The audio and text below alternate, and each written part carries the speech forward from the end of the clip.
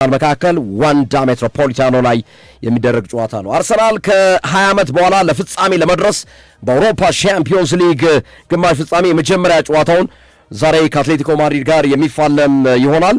በዘንድሮው ውድድር ዓመት በሻምፒዮንስ ሊግ ያልተሸነፈው ብቸኛው ክለብ አርሰናል ነው። ካደረጋቸው 12 ጨዋታዎች 10ን በድል ሲያጠናቅቅ ሁለቱን ደግሞ ባቻ ውጤት ተለያይቷል። በቅርብ ያላቸው አቋም አርሰናሎችን ጥያቄ ምልክት ውስጥ የሚያስነሳ ነው። አርሰናልን ብቻ አይደለም አትሌቲኮ ማድሪድንም በቅርብ ያላቸው የሁለቱም ቡድኖች የአርሰናልም የአትሌቲኮ ማድሪድም ትንሽ እንደ ከዚህ ቀደሙ አይነት ጠንካራ ያልሆነ ወይም በተደጋጋሚ ሽንፈትን አስተናግደው የመጡባቸው ጊዜያቶች ነበሩ። አትሌቲኮ ማድሪድ ካለፉት 5 ጨዋታዎች በ3ቱ ሲሸነፍ ያሸነፈው አንድ ጨዋታ ብቻ ነው። ሶፊ አንዱን አቻ ተለያየ። ልብ በል እንግዲህ ከ5 ጨዋታ አንድ አቻ ተለያየ፣ በ3ቱ ተሸንፏል። ያሸነፈው አንድ ጨዋታ ብቻ ነው። ይሄ በጣም ደካማ ጉዞ ላይ ነው አትሌቲኮ ማድሪድ። ኢቭን ኮፓ ዴል ሬይ የንጉሱ ዋንጫን በሪያል ሶሲዳድ ተነጥቋል። ዋንጫ ተነጥቆ ነው የመጣው አትሌቲኮ ማድሪድ። አርሰናልም ካለፉት 5 ጨዋታዎች በሁለቱ ተሸንፈዋል። የ5 ጨዋታዎችን የቅርቡ ኒውካስል ላይ ተፈትኖ 1-0 ያሸነፈበት ውጤት ይጠቀሳል። በአውሮፓ ትልቁ የክለቦች ውድድር ለፍጻሜ ለመድረስ የሚደረገው የመጀመሪያ ጨዋታ ዛሬ ምሽት 4 ሰዓት ላይ በዋንዳ ሜትሮፖሊታኖ አትሌቲኮ ማድሪድ ከአርሰናል ጋር ጨዋታ ያደርጋሉ። አርሰናል እንግዲህ ፕሪሚየር ሊግ ላይ የነበረውን ጫና አይተናል። ከኒውካስል ዩናይትድ ጋር እስከ መጨረሻው ትንቅንቅ፣ ነፍስ ውጭ ነፍስ ግቢ፣ ተጫዋቾች በየቦታው እስኪወድቁ የደረሱበት ድካም የተሰማቸው ኒውካስልን 1-0 በኤቨሬጅ ኤዜ ጎል አስደናቂ ጎል ነው ያስቆጠረው። በታክቲክ ነው ባይዘው እሱን የሚያስቆጠሩት። አዲስ የማዕዘን ምት አመታት ልምምድ ላይ የተሰራ ነው። ከዚህ በፊት ዳይሬክት ቀጥታ ሴት ፒስ ጎል ነበር የሚያስቆጥሩት። የቆመ ኳስ ማዕዘን ላይ ተሻግሮ በግንባር ጋብሪኤል ማጋሊስ ወይ ደግሞ ቲምበር በነበረበት ሰዓት ላይ ቲምበር ወይ ደግሞ ሳሊባ ሌሎቹ ይገጩና በአብዛኛው ጋብሪኤል ማጋሊስ ይገጭና ጎል የማስቆጠር ነበር። አሁን ያንን ታክቲክ ቀየሩት። ሄዶ ኦዲጋርድ ይቀበላል፣ ቀጥታ ኢብሪቺዜን ፈልጎ ይሰጠዋል። ኢብሪቺዜ ነፃ ሆኖ ይጠብቃል፣ ጎል ሹት ያደርጋል። 2 ጊዜ ሞከሩ፣ አልተሳካም። 3ኛው ተሳካ፣ ጎል ተቆጠረ። አርሰናል 1-0 አሸነፈ። እዚህ ላይ ግርምዬ ኦዲጋርድም ተናግሯል ከጨዋታው በኋላ እና ልክ የመጀመሪያውን የማዕዘን ምት ስንቀባበል ደጋፊዎቹ ጮህብናል። የለመዱት ቀጥታ የሚሻገር ኳስ ነው አለ። ሁለተኛ ስንደግመው አበዱ አለ። በቃ ደጋፊዎቹ አበዱ አለ። ከዛ እኔ ቆምኩኝና ወደ ደጋፊዎቹ ሄድኩና ተረጋጉ ብዬ ምልክት ሰጧቸው። ተረጋጉ፣ ሰርተንበት ነው የመጣ ነው፣ ሪፒት አድርገን ሰርተንበት ነው የመጣ ነው። በ3ኛው ጎል ስናስቆጥር ስቴዲየም በሙሉ ነው ቆሞ ያጨበጨበልን። ያው በጣም የሚገርም ማንም ያልጠበቀው ደግሞ እንደዛ ነው የሰጠው የኦዲጋርድ አስተያየት። በዛ መንገድ ነው የተነገረው። ልክ ነው። አትሌቲኮ ማድሪድ እንግዲህ ባርሴሎናን አሸንፎ ነው ወደዚህ ግማሽ ፍጻሜ የመጣው። በአመቱ በሻምፒዮንስ ሊግ በአጠቃላይ 34 ግቦችን አስቆጥሯል አትሌቲኮ ማድሪድ። ከነዚህ ውስጥ በጣም ወሳኙ ተጫዋቻቸው አልቫሬዝ ነው። ሁሊያን አልቫሬዝ የቀድሞ የቼልሲ ተጫዋች የቀድሞ የማንቸስተር ሲቲ ተጫዋች፣ በጣም ወሳኝ ተጫዋች ነው። ይህንን ተጫዋች ማንቸስተር ሲቲ ምን ሲል ሊሸጠው እንደፈለገ ጋርዲዮላ አልገባኝም። በጣም ድንቅ ተጫዋች ነው። አሁን የአትሌቲኮ ማድሪድ ወሳኝ የ9 ቁጥር ተጫዋች መሆኑን አስመስክሯል። አትሌቲኮ ማድሪድ የፊት መስመሩ የዘንድሮ ደግሞ የአትሌቲኮ ማድሪድ የፊት መስመሩ በጣም ጥሩ ነው። ሶርሎዝ ኦፍ ኮርስ ይግባ አይታወቅም፣ ጉዳት ላይ ያለ ተጫዋች ነው። አልቫሬዝ ዳውት አጠራጣሪ ነው። አዲሞላ ሉክማን አጠራጣሪ ነው። አማካኙ ወሳኝ ፈጣሪ አማካኛቸው ፓብሎ ባሪዮስ ጉዳት ላይ ነው አትሌቲኮ ማድሪድ ዛሬ። ግን ደግሞ የዘንድሮ አትሌቲኮ ማድሪድ ከዚህ ቀደም ከነበረው የተከላካይ ክፍሉ ደግሞ ላልቷል፣ ብሎኑ ላልቷል በተወሰነ መልኩ ማለት። ከዚህ ቀደም የነበረው አትሌቲኮ ማድሪድ ወጥሮ ነበር የሚጫወተው ዘግቶ ማለት ነው። ለማስከፈት መከራ ስቃይ ነበር። የዘንድሮ አትሌቲኮ ማድሪድ ግን በተወሰነ መልኩ ብሎኑ የላላ አትሌቲኮ ማድሪድ ሆኖ ነው የምንመለከተው። ስለዚህ በ14 የሻምፒዮንስ ሊግ ጨዋታዎች 26 ግብ ነው የተቆጠረበት። ሶፊ በ14 የሻምፒዮንስ ሊግ ጨዋታ 26 ግብ ነው የተቆጠረበት። ልብ በል ይሄ ተከላካይ ፍሉ አትሌቲኮ ማድሪድ ላልቷል፣ ብሎኑ ላልቷል። አርሰናል የዴቪድ ራያን ብቃት፣ ዊሊያም ሳሊባ፣ ጋብሪኤል ማጋሌስ እነዚህ ሁለቱ አንድ ላይ ተጣምረው የሚጫወቱበት ሂደት ካለ የተቆጠረበት ጎል ሶፊ 11 ጎል ብቻ ነው በ22 ጨዋታዎች። ልብ በል በቅርብ ጨዋታው በ22 ሁለቱ ባሉበት 22 ጨዋታ 11 ጎል ነው የተቆጠረበት። አትሌቲኮ ማድሪድስ በ14 ጨዋታ 26 ግብ ገብቶበታል። ልብ በል ጠንካራ መሆኑን ማለት ነው። በዘንድሮ የሻምፒዮንስ ሊግ 5 ግብ ብቻ ነው የተቆጠረበት አርሰናል 5 ግብ ሶፊ 5 ግብ ነው የተቆጠረበት። ይሄ በጣም በጣም የሚገርም የዲፌንስ ጠጣር መሆን የተከላካይ ክፍሉ በጣም ጠጣር መሆን ያየንበት ነው እና እነዚህ ሁለት ቡድኖች በአጠቃላይ በአውሮፓ መድረክ ሲገናኙ ለአራተኛ ጊዜ ነው። ህዳር ወር ላይ ተገናኝተው ነበር።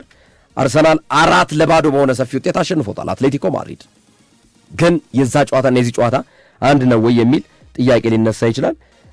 የፓብሎ ባሪዮስ አለመኖር ክፍተት ነው፣ ምንም ጥያቄ የለው። መሀሉን ታየዋለህ ሶፊ። ዛሬ ምሽት ሃንኮም የለም፣ ዳቪድ ሃንኮም የለም፣ ግን ኒኮ ጎንዛሌዝም የለም፣ ግን ሉክማንም አጠራጣሪ ነው። ቅድም ብየዋለሁ። ሉክማን፣ ሶርሎዝ፣ አልቫሬዝ ኢቨን ራሱ ማለት ነው አጠራጣሪዎች ናቸው። እና የአርሰናል ደግሞ ትልቁ ነገር ምንድን ነው? ኤብሪቺ ኢዜ ለጨዋታው ዝግጁ ነው። ለዛሬው ጨዋታ በቀደም ተጎድቶ ነበር የወጣው፣ ለዛሬው ግን በጣም ዝግጁ ነው ኤብሪቺ ኢዜ። ይህን ጨዋታ እንግዲህ መንደርደሪያዎቹን ያነሷቸው እኔ ግርምዬ ካነሳቸው ነጥቦች አንጻር በአርሰናል በኩልም ጉዳቱን ካነሳ አይቀር ለመጨመር ያህል ካያቨርዝና ቲምበር የሉም። ያው ሚካኤል ሜሪኖ የሚታወቅ ነው፣ የሳምንታት ዕድሜ ይቀረዋል። በእርግጥ እያገገመ ነው ያለው ሚካኤል ሜሪኖ። ካያቨርዝና ቲምበር ግን የኛው ጨዋታ ያመልጣቸዋል። የቲምበር ጉዳት ግን እንደ ቀልድ ይህን ያህል ጊዜ ማቆየቱ ብዙዎችን እያነጋገረ ይገኛል። ባለፈው ሳምንት ከኒውካስል ጋር ከመጫወታቸው በፊት ቲምበር ይደርሳል ተብሎ ነበረ በፕሪሚየር ሊግ ከሲቲ ጋር በነበራቸው ጨዋታ።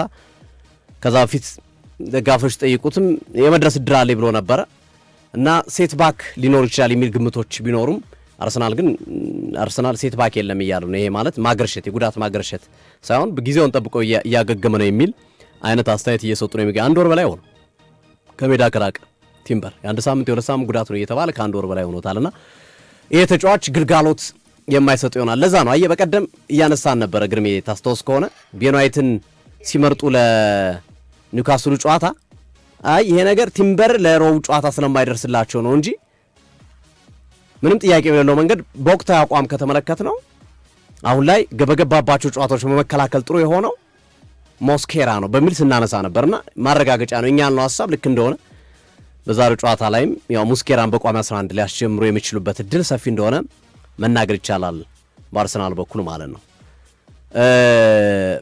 ያው እንደ ትናንትኑ አይነት ውበት ያለው ጨዋታ አንጠብቅም፣ ምንም ጥያቄ የለውም። ውበት ያለው ጨዋታ አንጠብቅም። ግን ቅድም ያልነው ዳርክ አርት ያልነው ወይም ደግሞ ጥበብ ነው ግን የማያምር ጥበብ ብለን የገለጽነው ገለጻ በደንብ የምናይበት ነው።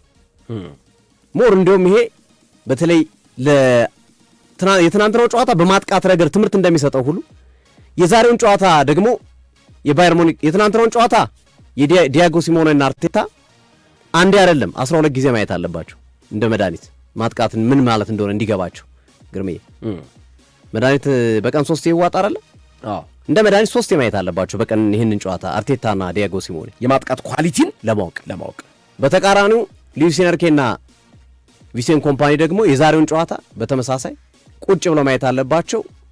በተለይ ከአርሰናል ብዙ ትምህርት መውሰድ እንዳለባቸው ይገባኛልና ቁጭ ብለው ይመለከቱታል የሚል ግምት አለ። ስለዚህ ዳርክ ካርቱን ለማየት ማለት ነው። ዳርክ ካርቱን ደግሞ ማወቅ አለባቸው። የእሱን ዋጋ ያስከፈላቸው ሁለቱንም ኮምፓኒንም ሉዊስ ኤንሪኬንም ዋጋ ያስከፈላቸው መከላከሉን ስላልቻሉበት ነው። ስለዚህ አንዱ ለአንዱ ትምህርት የሚሰጥበት ነው ማለት ነው። ግን አያዝናናም። የዛሬው ያዝናናናል ብላችሁ እንዳታስቡ። ምናልባት ጨዋታ ላይ የሚከሰቱ አንዳንድ ነገሮች ሊኖር ይችላሉ እና መሰለኝ እንደ ትናንት ነው። ግን ከጫፍ ጫፍ የማጥቃት ኳስ ይዞ በቀኝ ኳስ ይዞ በግራ ትናንት እኮ ኦሊሴ ብቻውን 8 ድሪብል ነው ያደረገው ግርሜ። 8 ድሪብል 8 ጊዜ ተጫዋቾችን አልፏል። ድሪብል እያደረገ ብዙ ነው። በ90 ደቂቃ 8 ጊዜ ድሪብል አድርገ ማለት አጠገቤ ያለውን ተጫዋች ወይም ያንተን ተከላካይ ሆኖ የቆመውን ተጫዋች 8 ጊዜ ማለፍ በጣም ከባድ ቁጥር ነው። በትናንትናው ጨዋታ ይሄን ሜዳ ውስጥ ከነበሩት ተጫዋቾች ኦሊሴ በጥፍ ይበልጣል ድሪብል በማድረግ እና እንዲህ አይነት ነገሮችን አናይም፣ አንዝናናም ብዙ። ግን ጨዋታው በሌላኛው መንገድ ሊያስተምር የሚችልበት ሂደት ሰፊ እንደሆነ እረዳለሁ። በንጽጽር በስኳድ ደረጃ የአርሰናል ስኳድ የተሻለ ይመስላል። በስኳድ ደረጃ ካለው የስኳድ ዴፕስ ከተጫዋቾች ኳሊቲና መሰል ነገሮች አንጻር ስናየው አርሰናል የተሻለ እድል አለው። ከሁለቱም ደግሞ የባሰው ማን ነው ብለህ ስታስብ አትሌቲኮ ማድሪድ የባሰበት ነው። ከአርሰናልም የባሰ ነው አትሌቲኮ ማድሪድ በማጥቃቱ ረገድ። በቃ ጁሊያን አልቫሬዝ የአሰልጣኙ ልጅ ጆቫኒ ሲሞኔ የሚያደርጓቸው የማጥቃት እንቅስቃሴዎች ካልሆኑ ሌላ እኮ የሚያጠቃ ተጫዋች የለም። የለም ሌላ የሚያጠቃ ተጫዋች ወይ ሶርሉዝ ቆሞ ይገጫል ወይ ይሻገርለታል በትክክል እንጂ ሰብሮ አንድ ሁለት ተቀባብሎ ስሩ ፓስ አድርጎ ምናምን ነገር የለም። በቃ ጁሊያን አልቫሬዝ አሊያም ጆቫኒ ሲሞኔ እነሱ ያሻግራሉ ኳስ፣ እነሱ ይዘው የሚመቱን ኳስ እነሱ ሶርሉዝ ይጠቀማሉ፣ የራሳቸው ያገባሉ። አርሰናል በንጽጽር ይሻላል። ኦዴጋርድ የሚሰነጥቃቸው ኳሶች አሉ፣ ኢዜ ከሳጥን ውጭ የሚመታቸው ኳሶች አሉ። ሳካ አለ ቀኝ ላይ የኮረሽ 2 ጎል አስቆጥሮባቸው አትሌቲኮ ማድሪድ በመጀመሪያው ዙር ጨዋታ ላይ በንጽጽር ሁለቱም አያዝናኑም፣ ግን በንጽጽር አርሰናል ትንሽ ይሻላል፣ የተሻለ ነው። ከዛ አንጻር ስንመለከተው አርሰናል ይህንን ጨዋታ ላይ የተሻለ ነጥብ የመውሰድ ቢያንስ በዋንዳ ሜትሮፖሊታኖ አቻ ሆኖ የሚመጣበት እድል ሰፊ ይመስላል።